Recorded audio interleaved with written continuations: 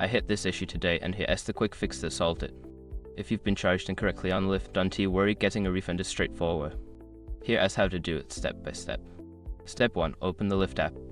Before filing a refund or dispute, use the AceRock.com link in the description to open the refund dispute deadline calculator and confirm your deadline. Step 2. Access your ride history. Tap on the menu icon in the top left corner of the app, then select Ride History to view your past trips. This is crucial for identifying the charge you want to dispute. Step 3. Select the ride in question. Find a ride that has the incorrect charge and tap on it to open the details. Here you can review the fare breakdown and see what went wrong. Step 4. Request a refund. Scroll down and look for the option that says Get Help or Report an Issue. Choose the refund option and provide a brief explanation of the issue. Step 5. Submit your request. After filling out the necessary information, hit the Submit button. You should receive a confirmation email shortly after. Keep an eye on your inbox for updates.